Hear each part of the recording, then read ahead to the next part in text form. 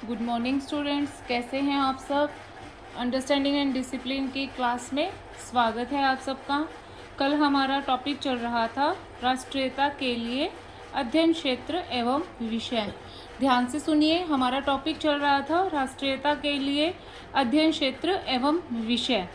इसके अंतर्गत हमने आपको बताया कि विश्वविद्यालय उपाधि पाने के लिए या परीक्षा पास करने के लिए भारत में शैक्षिक अनुसंधान ही नहीं, अन्य संकायों में भी अनुसंधानों की संख्या जो है निरंतर बढ़ रही है। अनुसंधानों की संस्थाओं की संख्या बढ़ रही है, शिक्षण संस्थाओं की संख्या बढ़ रही है और छात्राओं की संख्या में भी वृद्धि हो रही है। और जो शासकीय योजनाएं हैं वो भी संचालित की जा रही हैं, जिससे कि प्रत्येक व्यक्ति को सामाजिक, नैतिक और आर्थिक प्रगति का रास्ता स्पष्ट हो सके। इसके अंतर्गत हम आज करेंगे भारत की वर्तमान व्यवस्था तथा समाज व्यवस्था को ध्यान में रखते हुए अध्ययन क्षेत्र को निम्न बिंदुओं के आधार पर तैयार करना चाहिए। ठीक है, तो हमारे जो अध्ययन क्षेत्र हैं उनमें किन बिंदुओं को सम्मिलित करना चाहिए। फर्स्ट एंड ऑल है शारीरिक श्रम को पाठ्यक्रम में केंद्रीय स्थान। शारीरिक श्रम को जो है हमारे पाठ्यक्रम में स्थान दिया जाना चाहिए। आजकल योगा को एक कंपल्सरी विषय के रूप में स्कूलों में जोड़ा जा रहा है, क्योंकि आजकल क्या है कि शारीरिक श्रम कम होता जा रहा है, जिससे कि बच्चों की हेल्थ जो है अच्छी नहीं रहती है। तो इसलिए योगा को आजकल पाठ्यक्रम में कंपल्सरी सब्जेक्ट के रूप में सम्मिलित किया जा रहा है। व्यावसायिकता का समावेश, जो हमारा पाठ्यक्रम हो, जो हमारा विषय है वो प्रैक्टिकल होना चाहिए, मतलब उससे हमें व्यावसायिक नॉलेज होनी चाहिए। नेक्स्ट है विज्ञान तथा तकनीकी का अनिवार्य स्थान। आप सब जानते हैं आज का जो युग है तकनीकी युग है, टेक्निकल होना बहुत ज़रूरी है, इसलिए तकनीकी को और विज्ञान को प्राथमिकता दिया जाना चाहिए। कृषि को प्राथमिकता, भारत एक कृषि प्रधान देश है, तो कृषि तो है जो हमारे लिए बहुत मस्ट है। तो एग्रीकल्चर्स के अंतर्गत आजकल तकनीकी और एग्रीकल्चर्स को अगर जोड़ दिया जाए तो इसमें बहुत ग्रोथ दिखाई देती है। नेक्स्ट है शारीरिक शिक्षा तथा स्वास्थ्य शिक्षा। इसको भी हमारे समाज की व्यवस्था में सम्मिलित किया जाना चाहिए। आधुनिक भारतीय भाषाओं का समावेश, आधुनिक भाषाएं और साथ में जो भारतीय भाषाएं हैं उनका जो है हमारे अध्ययन क्षेत्र में सम्मिलित करना चाहिए। भारतीय संस्कृति एवं इतिहास के अध्ययन की अनिवार्यता, हमारे जो भारत की संस्कृति है और जो हमारा इतिहास है उसके बारे में हमें अध्ययन क्षेत्र के अंतर्गत सम्मिलित किया जाना चाहिए, क्योंकि छात्रों को हमारे भारत का इतिहास और जो हमारी संस्कृति है उसके बारे में पता होना चाहिए। इसलिए अपने कल्चर को जानने के लिए इसको अध्ययन क्षेत्र में सम्मिलित करना अनिवार्य है। नैतिक शिक्षा, नैतिक शिक्षा हमें समाज में सर्वाइव करने में मदद करती है। नैतिक शिक्षा को प्राथमिक स्थान दिया जाना चाहिए। राष्ट्रीय एवं समाज सेवा कार्यक्रमों की अनिवार्यता, समाज सेवा कार्यक्रम जैसे कि राष्ट्रीय सेवा, एनसीसी, एनएसएस आदि के अंतर्गत बच्चों को सम्मिलित होना चाहिए।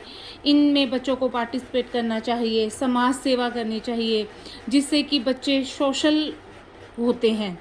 ठीक है, नेक्स्ट है हमारा विभिन्न विषयों में क्रियात्मकता पर बल। क्रिएटिविटी मस्ट है, विषयों में क्रियात्मकता होना चाहिए ताकि बच्चे एक्टिव हों, मतलब वो अपना कार्य स्वयं कर सकें। छोटी छोटी चीज़ों में क्रियात्मकता, छोटे छोटे कार्यों को बच्चों को शुरू से ही खुद करने पर बल दिया जाए तो उनमें क्रियात्मकता का समावेश किया जा सकता है। राष्ट्र के अनुकूल शिक्षण विधियों को महत्व दिया जाना चाहिए। और लास्ट बट मोस्ट पॉइंट है हमारा, मोस्ट इम्पोर्टेंट पॉइंट है बाल केंद्रितता को मुख्य स्थान देना। शिक्षा जो है हमारी शिक्षक केंद्रित न होकर बाल केंद्रित होनी चाहिए। बालकों के अनुरूप ही शिक्षा व्यवस्था को बनाया जाना चाहिए, क्योंकि जो शिक्षा प्राप्त करने वाले हैं वो छात्र ही हैं। तो बालक के मानसिक और शारीरिक स्वास्थ्य को देखते हुए ही शिक्षा का प्रारूप तैयार किया जाना चाहिए। ये तो हो गए हमारे भारत की वर्तमान व्यवस्था तथा समाज व्यवस्था को ध्यान में रखकर कि हमें अध्ययन क्षेत्र के अंतर्गत किन बिंदुओं को सम्मिलित करना चाहिए। अब है इसके अंतर्गत सुझाव। अध्ययन क्षेत्र तथा विषयों को राष्ट्र हेतु उपयोगी बनाने के लिए सुझाव। तो अध्ययन क्षेत्र एवं विषय जो हैं बाल विकास के केंद्र होने चाहिए, क्योंकि अगर हमें राष्ट्र का विकास करना है तो हमें देश का विकास करना होगा, और अगर हमें देश का विकास करना है तो हमें समाज का विकास करना होगा, और अगर समाज का विकास करना है तो हमें बालकों का विकास करना होगा। तो कहीं ना कहीं बात यहीं पर आ जाती है, जो अध्ययन क्षेत्र है वो बालक के विकास के लिए हो, मतलब बाल केंद्रित विषय होने चाहिए, बालकों को प्राथमिकता दी जानी चाहिए। अध्ययन क्षेत्र एवं विषय सामुदायिक विकास, सामुदायिक जीवन व कौशल विकास के केंद्र बने। नेक्स्ट है परीक्षा केंद्रित दृष्टिकोण को बदलना, कि हम हर चीज़ को जो जजमेंट है परीक्षा के द्वारा किया जाए, इस दृष्टिकोण को भी बदलना चाहिए। नेक्स्ट है कि विषय शिक्षण के साथ साथ उतनी ही प्रमुखता एवं बल के साथ बालक के शारीरिक, सामाजिक एवं नैतिक विकास के क्रियाकलापों का समावेश विषयों में होना चाहिए। विषय शिक्षण मतलब पढ़ाई के साथ साथ विषयों को पढ़ने के साथ साथ बालकों को शारीरिक, सामाजिक एवं नैतिक विकास के लिए क्रियाकलापों को सम्मिलित करना चाहिए। अर्थात कहने का मतलब है कि हम विषयों का शिक्षण तो करवाएं ही करवाएं, पर हमें साथ में उनका शारीरिक विकास जैसे कि योगा द्वारा, सामाजिक विकास की उनको मेलजोल बढ़ाना, उनमें बात करने का सलीका हो, समाज में कैसे सरवाइव करें, और नैतिक शिक्षा का भी विकास किया जाना चाहिए। राष्ट्रभक्ति के लिए सर्वाधिक महत्वपूर्ण है कि राष्ट्र के प्रति ईमानदारी, भ्रष्टाचार, अवमूल्यन एवं इसके विकास के लिए आवश्यक है राष्ट्रीयता का विकास हेतु विषय ऐसे हों कि उनमें सहयोग, सहानुभूति, सेवा भाव, ईमानदारी आदि मानवीय गुणों का विकास हो सके।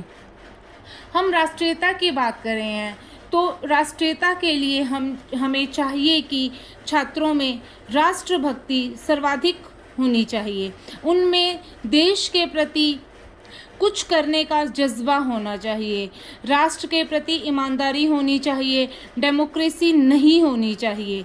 मतलब हमें पहले देश के बारे में सोचना चाहिए, फिर अपने बारे में सोचना चाहिए। ऐसी सोच के साथ ही हमारे राष्ट्र का हम विकास कर सकते हैं, और राष्ट्र के विकास के लिए ऐसे विषय हों जिनमें हमें सहयोग मतलब मिलकर कार्य करना, सहानुभूति, एक दूसरे के प्रति दया भाव रखना, सेवा भाव रखना और ईमानदारी से कार्य करना आदि मानवीय गुणों का विकास हो सके। इन गुणों के साथ ही हम राष्ट्र का विकास कर सकते हैं। अर्थात निष्कर्ष निकलता है इस प्रकार कि शिक्षा की संरचना अर्थात अध्ययन क्षेत्र एवं विषयों की विषय वस्तु द्वारा राष्ट्र निर्माण को हम प्रभावी बनाया जा सकता है। अर्थात विषय वस्तु में परिवर्तन कर कर और अध्ययन क्षेत्र में परिवर्तन कर कर हम राष्ट्र के निर्माण को प्रभावी बना सकते हैं, जिससे कि हमारे देश का विकास हो सके। ये जो हमारा टॉपिक था कि वो आज यहाँ पर कंप्लीट होता है, और इसी के साथ हम नेक्स्ट क्लास में नया टॉपिक शुरू करेंगे। और आप सब अपने घर पर रहें, और जब तक ये कोरोना का टाइम चल रहा है घर पर ही रहें और घर रहकर ही पढ़ाई करें, कार्य करें। और have a nice day. Next lecture में फिर मिलेंगे।